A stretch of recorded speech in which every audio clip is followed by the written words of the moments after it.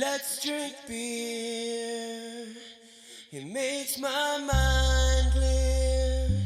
It takes me away from here. Let's drink beer. Let's drink beer. Pump it up, lift it up, drink it up. Hello everyone, welcome back to the Art of Beer. One thing we always like to talk about is what do we eat with all this beer that we drink. Today we're going to get into that. We have pizza from Pizza Mama. We're joined by Matt Resich, owner, Brick Fire Tavern, Pizza Mama. Let's get into it. Yes. Welcome to the show, Matt. Thank you. Welcome to the show. Let's drink something. Poppin' Bobbix. You got the perfect stuff here. Pizza beer, right? Pizza beer, totally. There is such a thing as pizza beer, right? That's my go-to. Yeah, for sure. So what are your go-to pizza beers? I mean, Bobbix being one of them, but what styles? Pilsners in general, I like. I like bottle fermented items like Menabreas from Italy. Yes. Actually, Dave and I have some history with that. What a great beer. Well, cheers to history. Cheers, yeah. But So why Pilsners?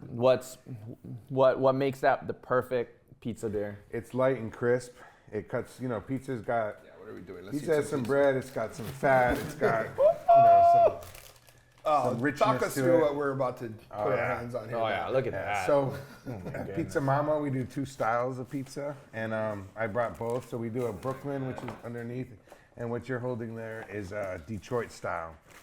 So it's thick, and you're from Detroit. This is my jam right here, pepperoni, square. Look at that. This always reminds me, it makes me think of like going to public school as a kid and getting cafeteria pizza, except this is exponentially better than that stuff they were serving us. So. No, it's true. Yeah, well, and it derives from Sicilian pizza, which is kind of it's like a focaccia style. Yeah. But in Detroit, at a bar, they kind of got inventive, and one night, and they were using steel pans, and they kind of made for the bar scene. Just Look at that. they wanted to do something different for some drunk guests. Thick bread on the So they took some leftover bread, shoved it with the brick cheese, which is kind of indigenous from that area, and they fried it in these blue steel pans. And what came out was this beautiful cheese skirt, and it's just rich and delicious. One of the best things to do is just rip that back part off. Oh yeah, You see just that cheese at the end. yeah, It's like the best part of a grilled cheese sandwich. it is. When it gets burnt on the bottom of the pan.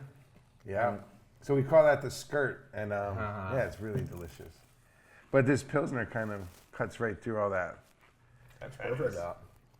Yeah, you can't beat a good Pilsner with a pizza. I mean, Yeah, no. And it's cold and got bubbles, and that kind of works perfectly. That's why Coca-Cola is so good with pizza. yeah. And Even Frizzante wines are Yeah. really good with Yeah. pizza. To me, it's more that mouthfeel. It's the bubbles and the temperature. These are always cold. And Bobbix is just absolutely perfect. Yeah, that Czech style Pilsner. It's got a little bit of bitterness to it. Yeah, exactly. From So the there's- hops. And I like the Japanese style too, the rice ones. I really dig those. But yeah, there's something about the European or the Czech style Pilsners that has that little bit extra flavor. Czech Pilsners are just, a lot of times you think of Pilsner to just put it away quickly, but you can take your time and enjoy a Czech Yeah. Pilsner. There's tons of flavor to it. Definitely. So this is fermented dough. You got that it's got a lot of air bubbles, kind of like you said, focaccia, right? Yeah. So our Detroits go through a double rise. So it's the same dough, but a different process as our Brooklyn style. But we definitely ferment our dough. The Brooklyn one goes 5 days actually. Really? Yeah. And what is this? How long is the Detroit? This is 24 hours. And what difference is that? Well, Put because it's into- a different process, so this kind of creates, like the bread, we keep breaking it down, letting it rise, breaking it down, letting it rise. Whereas the New York style just ferments in a ball. So you get more flavor, and here you get more kind of You get more texture and give it like a softer chew. softer chew, airy. that's crazy. We're filming on a Monday, so you made dough for Friday Yeah, on here. yeah. You got to plan ahead. You got to plan ahead. Plan Hope, ahead. hope the Yeah. refrigeration doesn't go down. Which has happened twice in Chinatown, which is a huge problem. But Now, real quick, is that the same process you do at Brick Fire? For the Brick Fire is a different. So So Mamo is kind of the American style of what we do at Brick Fire. Brick Fire is our Neapolitan, and so we do an ambient temperature, no additives, 4 ingredients, water, We're going to salt. get into the difference between that style and Neapolitan because I have a hard time choosing which one I like best. But we're going to give everybody a chance to go run out, grab something to eat, preferably a slice of pizza and a beer, and we'll see you in a second. Bringing you what matters. Viewers can receive the Star Advertiser digital full access subscription for just $9.95 per month. Go to staradvertiser.com and click on subscribe. Use the code AHITHING. All right, welcome back. I know you're jealous because today we have Matthew Resich from Pizza Mamo and Brick Fire, and we are doing beer and pizza. And we just had the most amazing Detroit-style pizza, and now we're gonna get into Brooklyn-style pizza. That is amazing. Okay, and this is from Pizza Mamo as well, right? This is Pizza Mamo. Okay. Yeah. So if you never had a potato pizza before, Right there, right there. that thing, down, there you go. That's Thinly sliced. Describe this pizza for Yeah, us. so this is what you kind of think about when you think about New York style pizza. It's got a thin, crispy, foldable slice. We do what we call a Brooklyn style, which is our hybrid. I'm gonna grab one too. yeah, took it. Well, so it's a hybrid of what we do at Brick Fire, which is Neapolitan pizza, which is kind of the original style of pizza. And in the 1880s, when the Italians were immigrating or migrating to North America, they brought with them their style of pizza. And they could only use what was fresh and local because this was the 1800s. And within 20 years, the New York style pizza is born. And if you go to Lombardi's or some of the older coal fire pizzas, you know, they didn't have wood fire. They used coal. They used bread ovens that were, you know, traditional. And they use ingredients from the U.S., the mainland. And this kind of was morphed into it. So if you go to Lombardi's, it still says pizza Napoletana. And it's nothing like the old country, but it's kind of what this became. So it's like You know what this pizza needs? beer. Beer. Of course. Yeah. Let's open this Chimay. This pizza is So awesome. this is Chimay Cent Cinquante, or Chimay Green. It's a relatively new beer. So Chimay Belgian Trappist brewery. And they brewed Cent Cinquante means 150. And they brewed this for their 150th anniversary. It's a 10% blonde, Belgian blonde. But I brought this on because I know you have a love for Amaro. And Amaro is an Italian digestif, and normally a lot of botanical flavors, clove, licorice. And this beer has a lot of those elements, except none of those ingredients in there. It's all yeast derived. So cheers. Cheers. Yeah.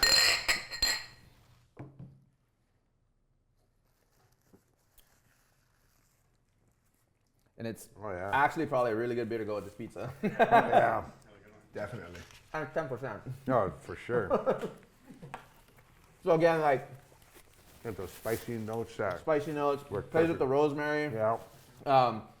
It's also cool because it's got high carbonation, scrubs your palate. Like pizza's always got a lot of fat. Gotta wash it down. Wash it down. That's why like we talk about pilsners, right? Pilsners always work with pizza. I mean, my mom barely drinks beer. If she eats pizza, she has to have beer. Yep. It's like, and you need that scrubbing effect For sure. completely. And then that way you can repeat, you know?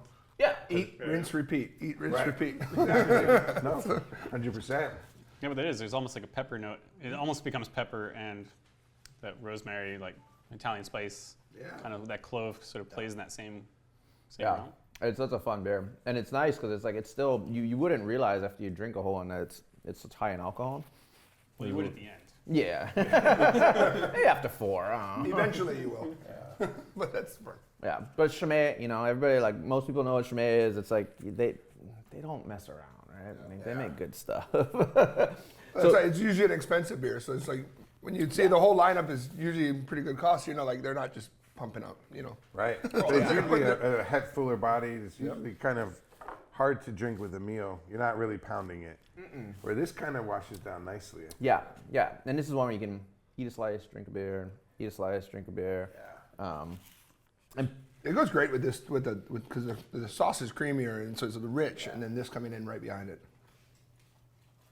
you know, you were talking potatoes. On pizza? Carbs on carbs, baby. Oh my god. I mean it. I first time I saw it, I thought it was the weirdest thing. It looks like stale potato chips on top of a pizza, but once you get into it, you're just It's so good. it's so good. You're like, okay, great I decision. wanted to hate it myself. Wait, where's the bacon? Where's the fat? Yeah. But it worked. Oh, it's It just fantastic. worked. Yeah. But fresh rosemary as opposed to dried rosemary is huge on this. Definitely. Oh yeah. Well, we're gonna give you time to go get a fresh beer, maybe go order pizza. I don't know if you have time, and come on back and join us for more with pizza and beer. For all your money needs, Hawaiian Financial Federal Credit Union is here for you. Visit hificu.com. Windows Hawaii. Trust Windows Hawaii.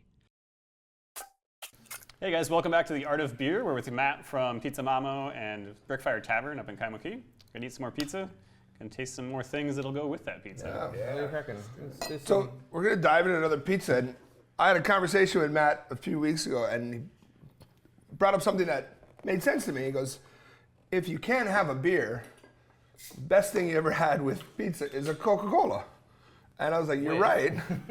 Then he throws a curveball and misses and drop a lemon in it. And I'm from Hawaii. I'd never heard of that in my life, and I'm completely interested in it. So we're gonna drink some Coca-Cola and put some lemon in it and eat some New York style pizza. Yeah. And I'm stoked. So let's get into it.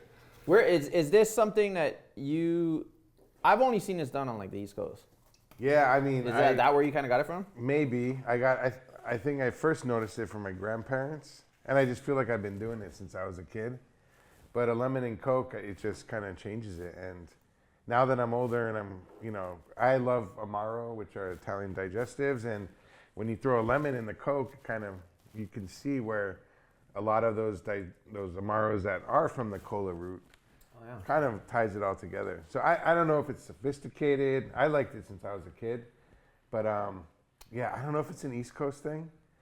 But because I don't see it too often, but I feel like it's a European thing maybe. I kind of geeked out on it after we had that conversation. I went on like YouTube and I pulled up like an episodes of Sopranos. They always had the pizza joint, and then they have the white and red Coca-Cola cups, and half of them have a lemon on it. No shit. Yeah. And so, because I was like, it blew my mind. You're talking. I was like, and it's actually great. I didn't see what with the Amaro because the really good Coca-Cola and that little citrus part, because a lot of Amaros use dried citrus peels in it too. So. Speaking of your background, like, how did you come into being the pizza guy? I don't know if I'm the pizza guy. Yeah, I think you are. I'm a guy who loves pizza, Yeah. for sure.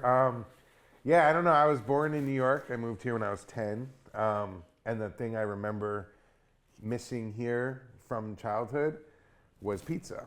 And I feel I grew up in Hawaii. But I do remember pizza. I remember bagels. I remember Boston's Pizza being the closest thing to it on Wailea. And actually, in Kaneohe, we were talking about it in high school. You Right there in find the- those Boston's Pizzas at the end of the night, roll up as kids, and like, hey, what you doing with those? Oh, when your friends work there, you don't always buy it. That's right. So yeah, I've always loved it. I went to school in San Francisco, learned about Brooklyn style pizza from Village Pizza in San Francisco, and I ate that every single Sunday when The Sopranos was on. I'm dating myself. When The Sopranos was on I did the same Sundays. thing. It's just you turn it to the Sopranos was on. You're like, well, pizza's kind of the thing for it, Totally. So then, how did that morph into you be going to Naples and starting to do like old world pizza? So it's different. It's different, and it's the origination. I in San Francisco, I ate the pizza, but I didn't quite know what I was eating. I was like, oh, this is chewy. This is so good. And I fell in love with the style, but I didn't know much about it at the time. I was in hospitality management, and so I was working in hotels. I worked with some wineries, and then I moved back here in 2004, and always wanted to open a restaurant, but I started working on the more event side, so I did corporate events and worked with a lot of restaurateurs. But I love pizza. And then I met Inthira, who was my life partner, and she also came from the CPK background. She was a KC culinary student, graduate UNLV. So she was more of that catalyst that could get us to our dreams, which we both wanted to open a restaurant. And at the time, I lived close to V Lounge. And I was there probably 2-3 times. Pizza with the egg. Pizza with the egg, yeah. And I just learned about the style and just started researching. I'm like, this is what I want to do. And, you know, we just kind of researched different areas, and we figured, why not go to the hub of it? Let's, you know, we saved up for a year, quit our jobs, went to Napoli, and just submerged in the culture. And we just lived in Airbnbs in a neighborhood in Napoli, and learned with Enzo Coccia, and we had to write to him. And he takes students sometimes, he sometimes doesn't. He'll maybe do it a few months a year. And he said, yeah, we'll take you guys. And he let us stage at his modern restaurant. He let us do dough with the dough guy at his traditional restaurant. And he also has a fried pizza frita, which he taught us to. Hold that thought. I want to get back into that obsession and that study and all of the student of pizza that you've become. Give us a second. We'll be right back with the Art of Beer. Ashley is America's #1 furniture store. We have everything you need for your home. At Aloha Kia, you know a guy. Visit us at our 7 dealerships statewide. Purchase a brand new Kia using Aloha Kia Express. Purchase at alohakia.com.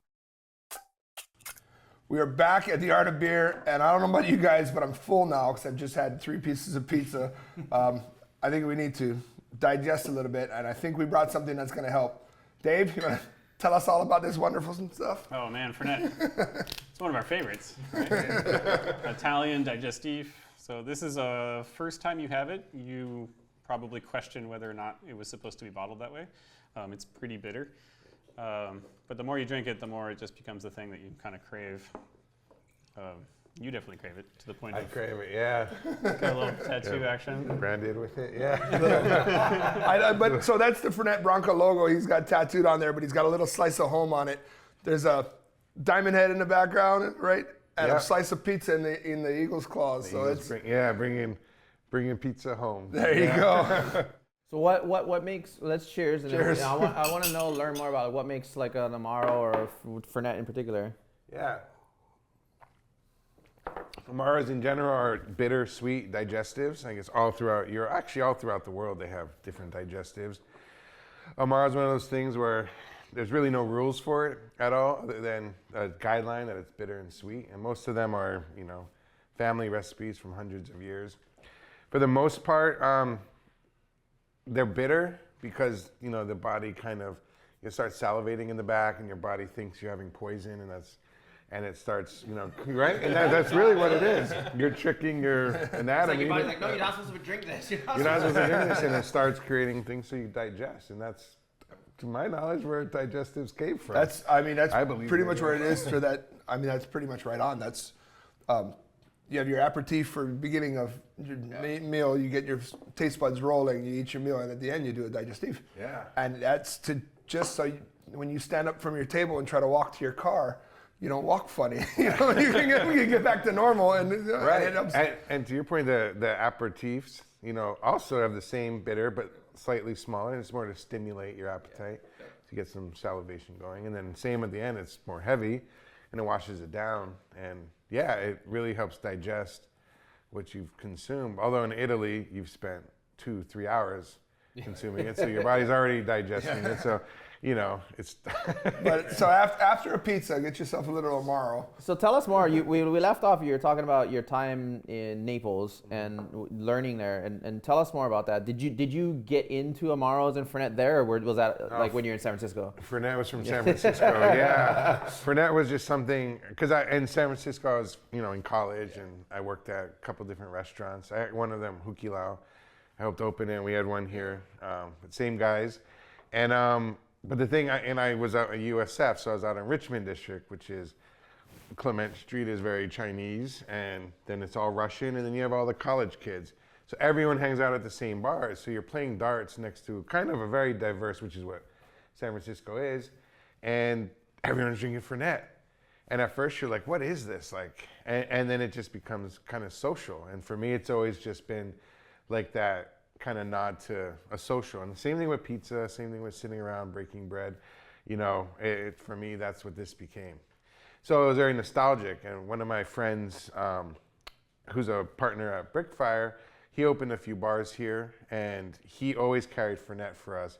Before, I didn't really see Fernet a lot until I became part of the Chinatown community. And that's a big bartender community. And that's really how Fernet got its rounds. It was Dave, the bartender's handshake. You get your Fernet coin?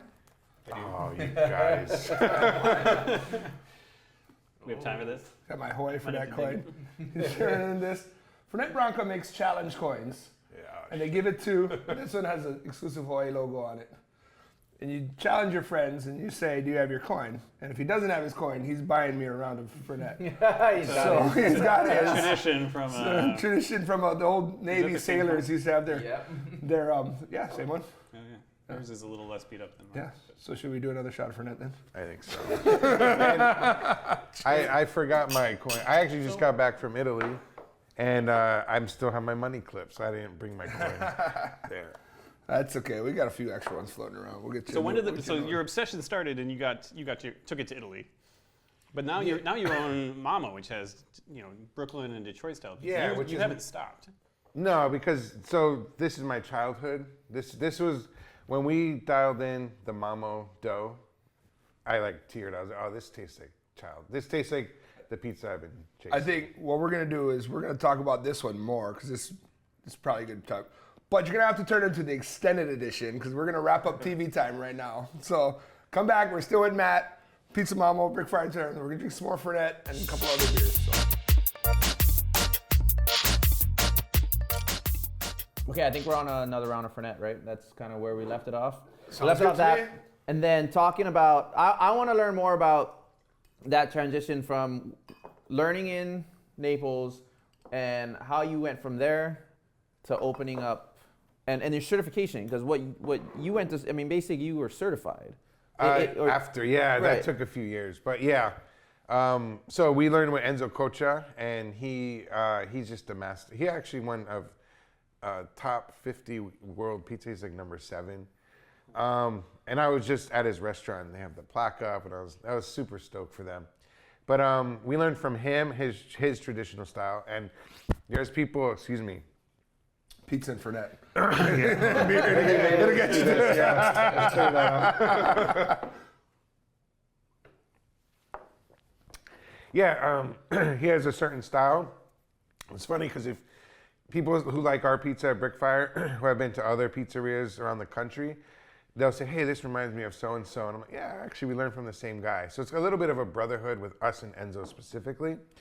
There is an association, though, in Italy, which is what we've earned, which is I think what you're talking about, where it's certified by the government. It's like a DOC, denomination of control, label that they do for crafts, as well as, everything from olive oil, wines. everything, And it's, basically certified against fraud. And what they're protecting is their craft. So they want to see only 4 ingredients. Your flour has to be an approved flour. Your tomatoes have to be an approved tomato sauce. You have to do hand mixing or an Italian slow mixer. You have to ferment ambient temperature, stretch by hand. You got to cook at 800 plus degrees.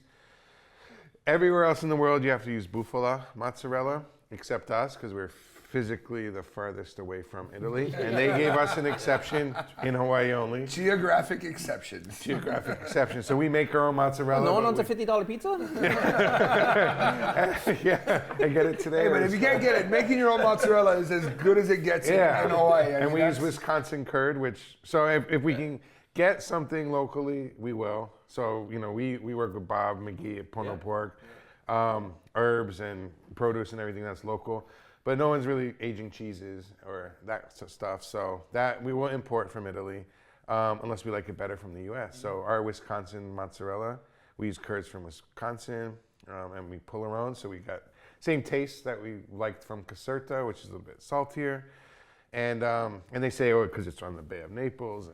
But really, we say to our cooks, it got to taste like Kailua seawater. Yeah. It got to taste like you stick a mouthful in Kailua.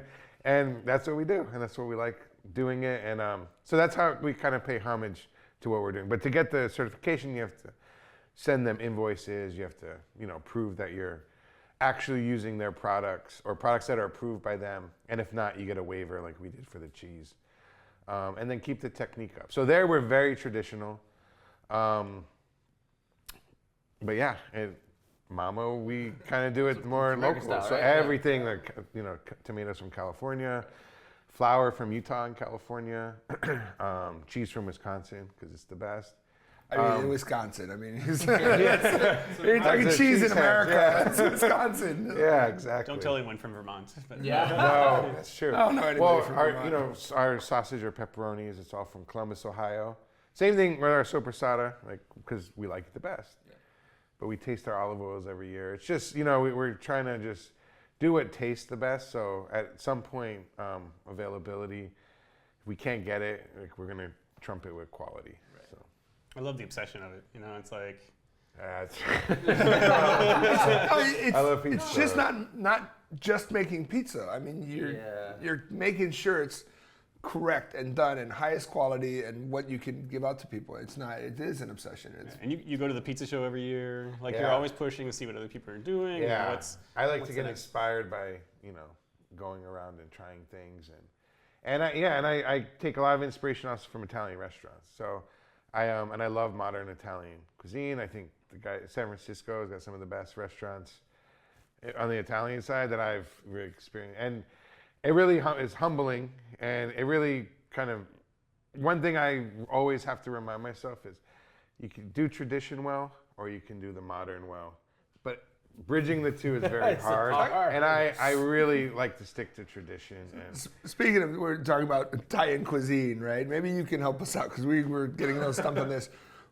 Just coming back to beer, we were talking about what the best beers to pair with Italian cuisine, and Outside of pizza. It was like outside of pizza. pizza and beer are like made in heaven. yeah. But when you were in, I mean, I've been to Italy a few times. You lived in Italy, and it's like, Yeah, we pair Italian food with beer. I don't think What are you you gonna do. drink? I don't So think hard. Okay. You got I a tray of think- baked ziti. What kind of beer are you gonna drink? I don't think you are. You're not. Yeah, and to me, and Dave could tell you, the one thing that I really came home with was a sense that the meal is with wine. Yeah. Like, it's not like you have a beverage, you have a wine list that you're going to choose what you're drinking. Your choices are pre and post meal, but you're having wine with the meal.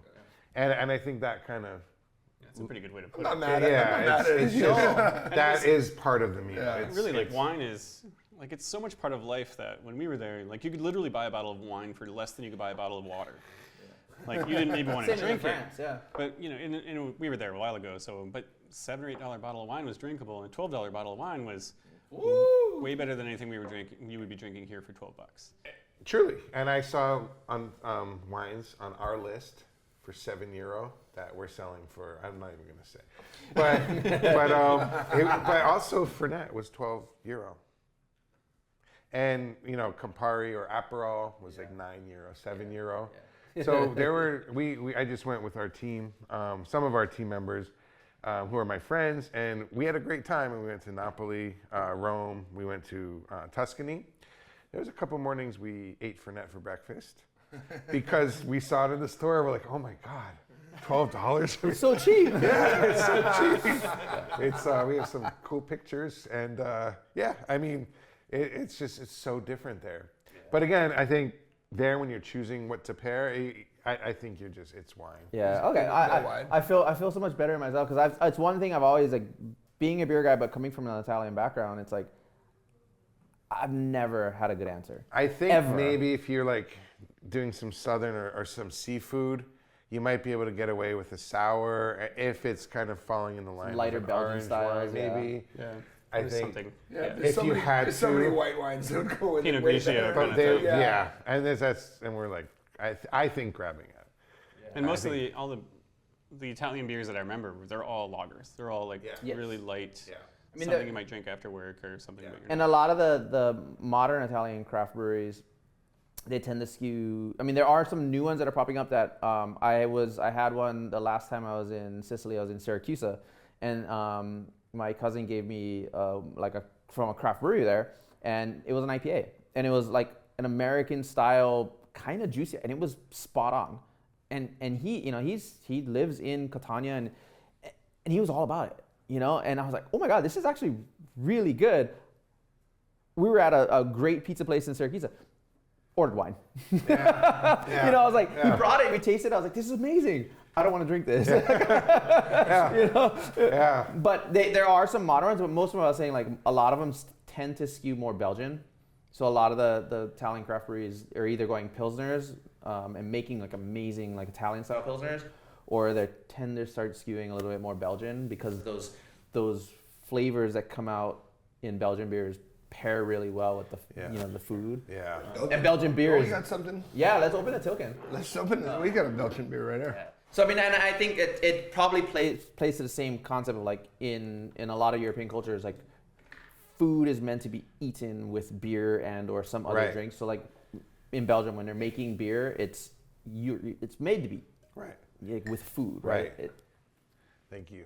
And that the easy rule for pairing food is if it grows together, it goes together, right? So if that wine is from Italy, then it's going to go with Italian food-ish.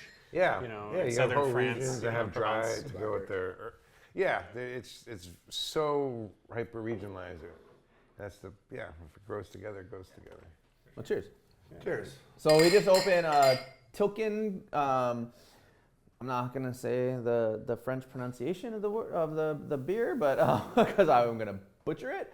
It's a blackberry goose. So it's a spontaneously fermented in the Sena Valley around Brussels, and that means they don't put any yeast in it.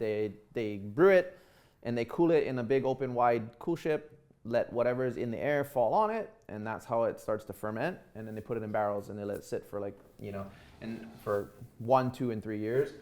This one's blended with blackberries, and It's good. yeah, It's very good. and Tilken, I believe, even up to this point, this might be a couple years old. They weren't. They're a blendery. They might be brewing their own now, but a lot of places in Brussels where they don't even brew. So what they do is they go to other breweries, they brew the beer, they take it back, and then they cool it in their area. So it's best before 2029. I think we're ahead of schedule.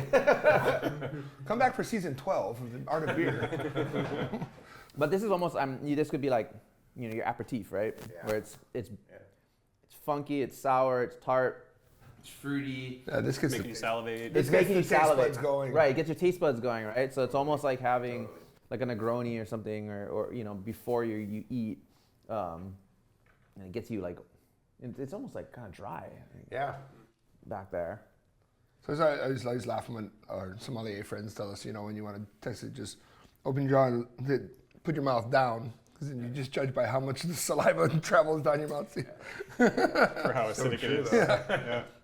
But it just gets you salivating and taste buds are going wild. So Oh yeah.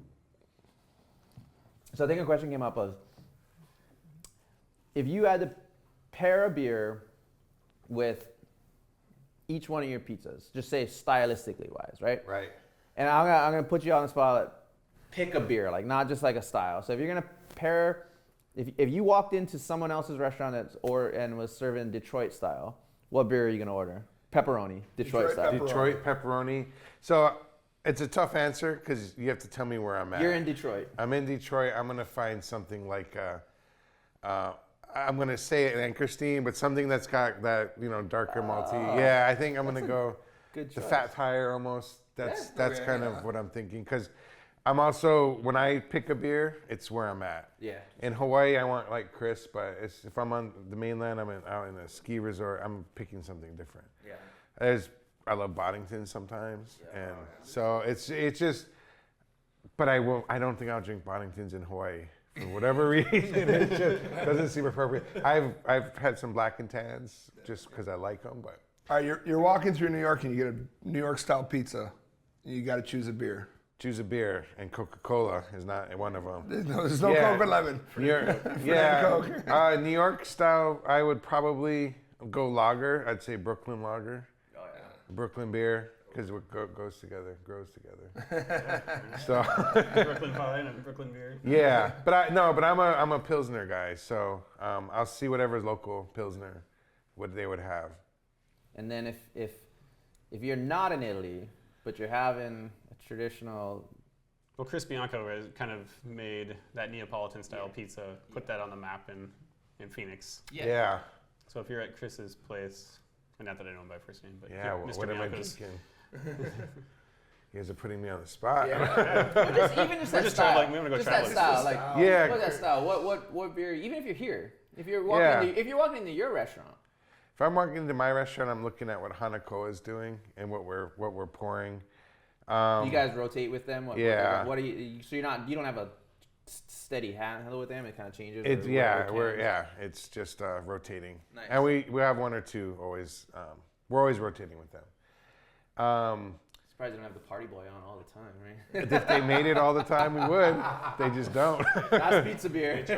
Yeah, it's good brewing. When we have Party Boy, like, and at Mamo, we'll have it on draft.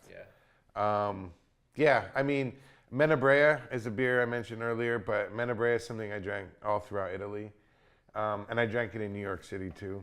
I like Menabrea. I like the effervescence there, and I like its light. But again, it depends on the season, I think. So for me, I'm really, that's just, I guess, how I am. But Time and place. Time and place. Yeah. If I'm in Seattle, I'm drinking Manny's. So it's just, I'm really looking local, and I'm looking I just have what I like. And if I'm in San Francisco, it's Anchorstein. No matter So one what. thing we talked about, And you just said you're gonna have something on tap at Mamo. Tell us what else is on tap at Mamo. We have wine. No, we don't have it on tap. Oh, really? No. It just flows like it's on. Flows like it's on tap. We have a wall. You have a of wall with bottles on it's it. It's a wall of Fernet. And I think there's one Angel's Envy on there. Well, we can't thank you enough for coming by and sharing your amazing pizza and all your knowledge with us. It was such a pleasure. We got to head out, but if you guys are in town, get the Pizza Mamo, get the Brick Fire, eat some pizza, drink some Fernet, drink lots of beer, and cheers. Thanks, Cheers. guys. Thank you, guys. Yeah, thanks for having me. Matt. Thank you, of course.